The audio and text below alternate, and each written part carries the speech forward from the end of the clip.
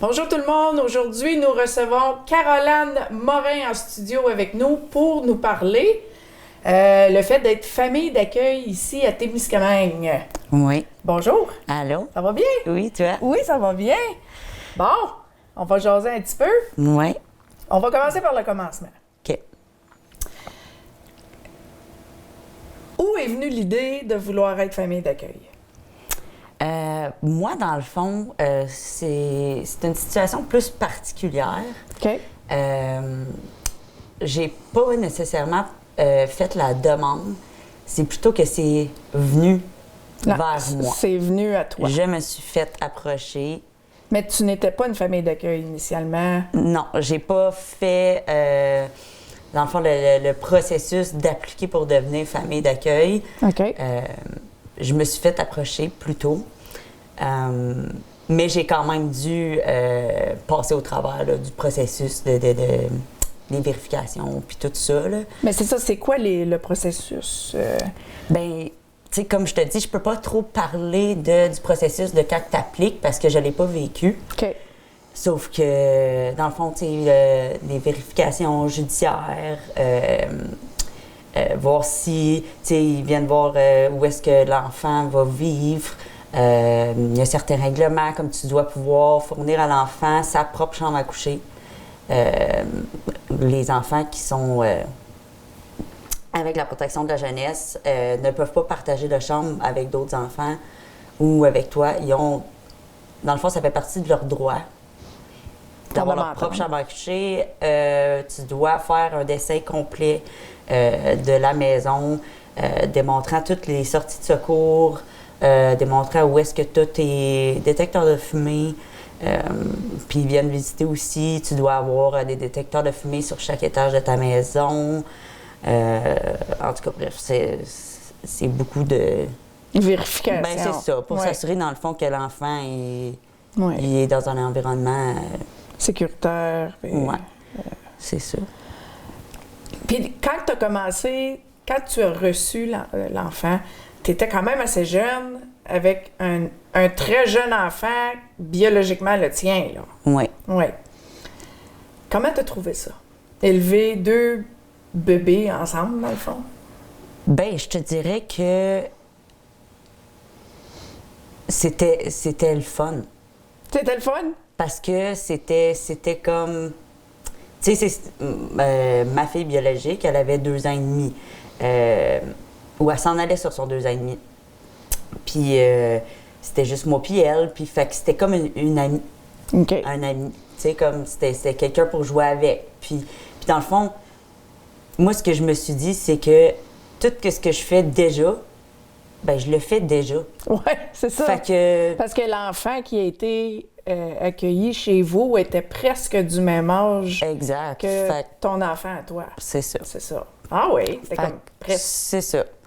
Puis, ouais.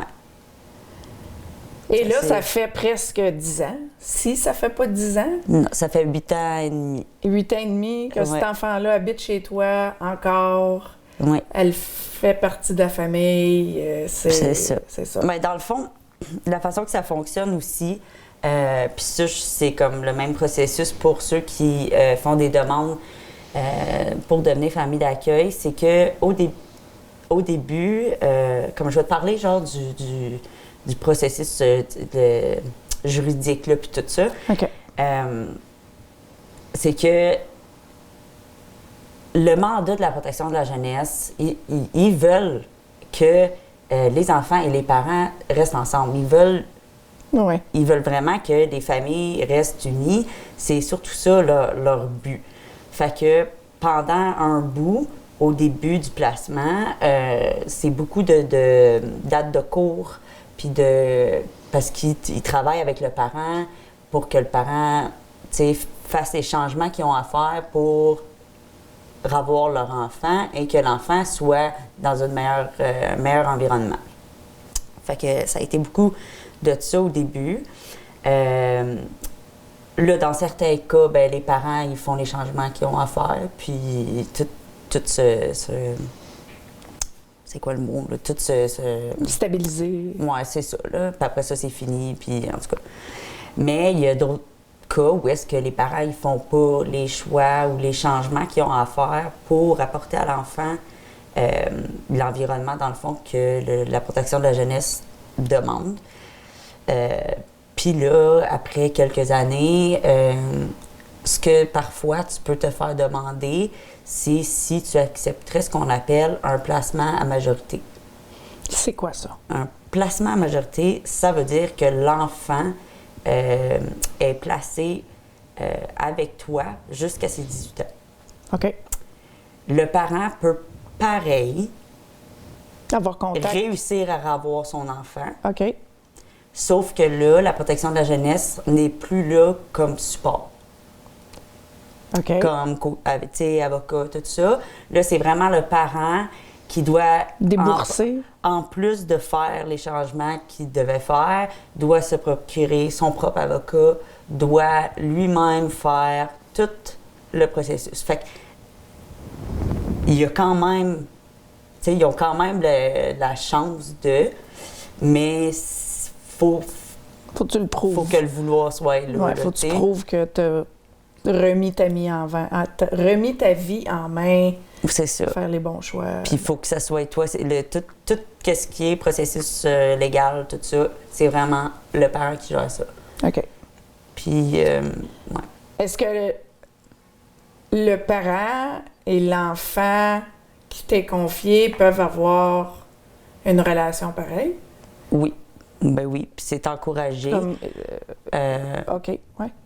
C'est encouragé, puis là-dedans, dans le fond, quand tu es famille d'accueil, c'est plutôt comme les agents de la protection de la jeunesse qui gèrent ça, les visites avec, tu sais, qui font la communication avec le parent, puis que c'est pas nécessairement... Toi, tu peux t'offrir, si c'est quelque chose que ça te dérange pas de faire, tu sais, que ça peut même être à ton domicile. Mais si, mettons, tu n'es pas intéressé à ça, c'est pas grave, ils peuvent avoir leur visite pareil. L'agent de la protection de la jeunesse va trouver un lieu de visite, puis va superviser la visite, puis tout ça. Puis c'est ça. Ouais. Quel conseil donnerais-tu à des personnes qui envisagent de devenir famille d'accueil? Direct on the spot, de même, là. Ouais. Ben, dans le fond, tu sais, moi, je trouve ça vraiment triste parce que, étant famille d'accueil, je suis vraiment dans la réalité de voir à quel point qu'on a un manque de famille d'accueil. Puis, tu sais, malheureusement, un enfant, c'est un être humain, là. Oui, mais oui. S'il arrive une urgence et que l'enfant doit être retiré, on le met où, cet enfant-là? Ils ont un centre, mais le centre il est déborde. loin. Non, puis il déborde. Ils n'ont plus de place physique. Mais le centre tel que tu parles d'eux, il est à Rouen. Oui. Ouais, 2h15 d'ici. C'est ça. En plus, qu'il n'y a pas de lit, qu'il n'y a pas de place. Il n'y a pas de place. Non. Wow. Fait qu'ils font quoi? Tu sais, c'est pas un lapin qu'on parle d'eux, là. Non, non. C'est un pauvre petit qui, en plus, dans le moment, est en train de vivre quelque chose d'assez... élevé. Oui. Lourd. C'est traumatisant un peu pas mal pour l'enfant. Tout âge, tout enfant de tout âge, là. C'est ça. Tu retires un bébé d'1 an, de 2 ans, ah oui. de 3 ans, c'est de ça. 4 ans. Fait que, tu sais, pour l'enfant, c'est... Traumatisant. C'est ça. Fait que mon conseil, c'est... Tu sais, c'est parce qu'en même temps, hésiter, tu sais, ça dépend, c'est le pourquoi qu'il hésite. Fait que, c'est sûr, on se fera pas à croire que c'est la plupart de ces enfants-là, que c'est des enfants, tu sais, qui ont été structurés. Qui ont été structurés, qui se sont fait apporter des valeurs importantes, des façons de vivre, des façons de faire. Fait que oui, certains d'entre eux vont avoir des difficultés. Ils vont venir avec un bagage émotionnel. Ben, parce que oui, comme qu'on disait, c'est traumatisant de se faire enlever de son parent, mais en plus tu sais, on ne sait pas ce que l'enfant a vécu, ce que l'enfant a témoigné, tu sais, pendant qu'il habitait dans un environnement qui n'était pas sain. On ne sait pas ce que, tu sais, le mal qui leur ont été fait. Fait que c'est sûr qu'ils ont un méga bagage, là. Puis je pense que ça, c'est une des choses pourquoi peut-être que les gens hésitent. Oui. Parce qu'on est tous conscients que ça peut être difficile. Mais moi, ce que je me dis tout le temps, c'est, premièrement, un bébé qui naît, il n'y a pas un enfant sur la Terre qui a demandé à naître. Oui. Fait que c'est aux adultes, si le parent, c'est à moi, c'est à toi, c'est à la communauté, c'est à tout le monde de donner à ce petit être-là de l'amour puis de la sécurité, tu sais. Oui. Dans le fond, un bébé, c'est juste ça qu'il demande. Puis, je me dis aussi, ces enfants-là, tu sais, souvent les gens, la société va chialer que oh my God, tu sais, la société rend pire, patati patata, il y a des crimes, le taux de crime, il monte, les besoins en travail social, les besoins tout ça, ça déborde, ça déborde.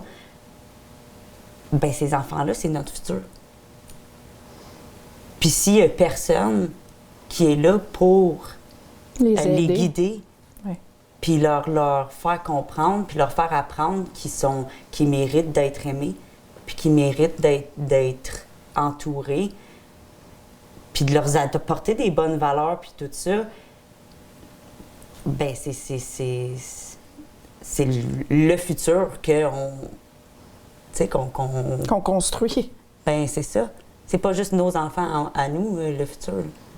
Ces enfants-là vont aussi devenir des adultes qui vont faire partie de la société. Notre communauté, oui. C'est ça. Donc, c'est les enfants de l'avenir que des familles comme toi que vous construisez, puis je vous en remercie beaucoup, parce qu'on en a besoin de plus. Ça doit pas être évident, là, par bout, là, c'est pas facile. Gérer une petite personne qui est déjà troublée, jeune, ça doit pas être facile par bout. Je vous lève mon chapeau à toutes les familles d'accueil. Oui, vraiment. Puis je souhaite énormément qu'il va en avoir de plus en plus. Oui. Je pense que c'est important. Puis, comme tu disais, tu sais, c'est pas facile. Non, ça l'est pas. Sauf que c'est quand même une job. Absolument. Qui est gratifiante, puis qui... Tu sais, autant que tu peux vivre des moments difficiles, tu vas en vivre des beaux aussi. Oui. Puis ça se peut... Les voir évoluer, s'épanouir, redécouvrir. Oui, s'améliorer. Parce que souvent, le développement, patati patata, l'enfant va avoir un recul. Fait que de voir tout l'amour, tout l'encadrement, tous les services que tu apportes à cet enfant-là, de les voir grandir et de voir ce développement-là aussi comme plus être dans le recul, oui. Je pourrais dire, c'est oui. ça. Plus régresser. Non, c'est ça. Ouais. Ça, c'est, tu sais. Puis, je veux dire, moi, j'ai beaucoup appris, puis je dirais que j'ai appris. Oui, l'enfant a appris, mais l'enfant m'a beaucoup plus appris. Tu as appris beaucoup au travers de l'enfant. Oui. Wow. Parce que c'est ça, tu sais, c'est d'apprendre que ça se peut que l'enfant, à un moment donné, durant son séjour chez toi, se mettre à penser que c'est toi, que c'est de ta faute, que l'enfant n'habite plus avec son parent, tout ça. Puis, tu sais, j'ai longtemps pensé à cette possibilité, moi, en tant que famille d'accueil, que ça allait sûrement arriver peut-être, ou que peut-être que c'était des pensées qui se faisaient. Puis là, je me disais, je vais essayer de trouver une façon vraiment de m'enlever le blâme pour pas que l'enfant pense ça. Puis, fait que là, je dépensais beaucoup d'énergie à m'enlever, mais ça a été une erreur de ma part. OK. parce que je mettais de l'énergie, ou est-ce que je pourrais utiliser mon énergie ailleurs? Tandis que la solution, c'est vraiment juste de laisser l'enfant vivre son émotion. Le processus. Si l'enfant te blâme, laisse-le te blâmer. OK. Laisse-le le blâmer, continue à l'aimer. Okay. Continue à l'entourer, prends-le pas personnel, c'est normal parce que un enfant comprend pas et ne voit pas les choses comme nous, les adultes. Ouais. Donc, laisse-les vivre le processus, sois là pour l'enfant. Tu sais, supporte-le, continue à... tu peux valider ses émotions, puis éventuellement, en vieillissant, avec son développement, l'enfant va, de façon naturelle, réaliser par que lui-même. C'est ça. Puis j'ai fait... Il y a une autre chose aussi que j'ai vraiment appris. C'est, tu sais, en tant que maman, ben peut-être les papas aussi, là, mais moi, je suis maman. Fait que, on va parler pour les mamans. Ouais. En tant que parent. C'est ça. En tant que maman, moi, j'étais comme... tu sais, je veux vraiment donner à cet enfant-là... je veux y donner mon rôle de tu sais, je veux être sa mère. OK. Je veux être sa maman. Oui. Je veux remplir le vide-là que cet enfant-là a vécu pour plus qu'elle souffre puis que toute sa guérison soit faite. Je veux vraiment... Moi, je veux être sa mère. Fait que je me donnais là-dedans, puis j'ai réalisé qu'au fond, c'est pas la bonne façon d'approcher la situation. OK. Parce qu'une maman puis un papa, ça se remplace pas. Peu importe, puis ça, j'y crois vraiment. Même si t'es, on va dire, une famille d'accueil, puis tu reçois un bébé de 6 mois, il va grandir, puis il va avoir un vide. Parce que l'attachement de l'enfant comme se crée est la plus importante entre 0 et 2 ans.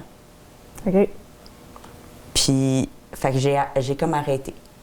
Pas que j'ai arrêté, je suis encore maman, je donne les soins de ma maman, je traite mon enfant en famille d'accueil comme si ce serait le mien. Sauf que j'ai arrêté d'essayer de remplir le vide.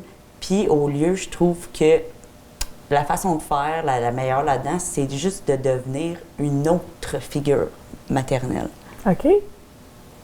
Tu sais, d'établir une nouvelle figure maternelle pour cet enfant-là. OK. Puis tu vas... Non, il n'y a qu'une personne qui peut guérir l'enfant, et c'est les parents biologiques, complètement. Mais tu peux tellement leur apporter beaucoup de guérison. Oui. Puis beaucoup tu sais, de les aider, puis de cheminer dans la vie en leur apportant une figure maternelle ou une figure paternelle qui est saine, puis qui est là, puis que... Tu comprends? Oui. Fait que ça a été 2 choses que... Parce que l'énergie, c'est précieux quand même. Oui. Fait que quand tu mets ton énergie à une place où est-ce que... Ben là, tu as moins d'énergie pour autre chose. Fait que quand j'ai vraiment... Lâcher prise. Oui, puis réaliser ça, ça a changé En fait, je te dirais que j'ai apporté beaucoup plus d'aide. Avec cette manière de penser-là. Exact. Ça fait du sens. Oui. Ça fait du sens. Mais cet enfant-là va être blessé, pareil. Bien, c'est sûr que ça va porter une blessure qui va être là longtemps. Bien, comme tous les enfants, dans le fond, dans le système, tu sais, moi, je leur souhaite tous de faire le choix d'aller guérir, de faire de la thérapie, puis de... Oui. Tu sais, parce que beaucoup... Le plus gros résultat émotionnel, je pourrais dire, quand que tu te fais enlever de ta famille, c'est que souvent, l'enfant va penser que c'est de sa faute, puis qu'il ne mérite pas d'être aimé, et qu'il ne méritait pas... Fait que c'est des grosses blessures lourdes. Fait que c'est vraiment important qu'il puisse faire de la thérapie, puis qu'il puisse que ces enfants-là apprennent à s'aimer, puis oui. C'est ça. C'est lourd. Prendre en charge une petite personne... C'est sûr. Ouais. Mais la protection de la jeunesse nous aide beaucoup aussi, par exemple. OK. Tu sais, dans le fond, si l'enfant a besoin de se faire voir par un neuropsychologue, tu sais, ça, c'est tous des spécialistes. Oui, puis ça, c'est des spécialistes que tu dois payer en tant que parent pour... Bien, la protection de la jeunesse va payer pour le processus, pour voir... C'est comme qu'est-ce qui se passe dans la tête de l'enfant, s'il y a des diagnostics X. Puis ça l'aide vraiment parce qu'après ça, tu as comme une image de... Fait que là, tu vas chercher les bons outils pour aider l'enfant. Bons outils, bonne médication, c'est ça. Bonne thérapie, parce que c'est pas toutes les thérapies qui sont pareilles non plus. Mais c'est ça. Bien, je vous lève mon chapeau. Je te lève mon chapeau, Caroline. Avoir vécu ça si jeune, puis te prendre en charge en étant si jeune, moi, je te lève mon chapeau. Merci. Et on en a besoin de plus, comme toi. C'est ça. J'encourage vraiment les gens, ceux qui hésitent ou même ceux qui avaient juste jamais pensé. Je pense que si vous êtes capable de devenir famille d'accueil puis d'entreprendre ça, je pense que c'est vraiment d'aider le futur. Absolument. Aider le futur. Bien, merci beaucoup, Caroline, d'avoir pris le temps de venir nous parler de ton expérience quand même personnelle. Là. C'est très apprécié. Merci beaucoup. Ça me fait plaisir.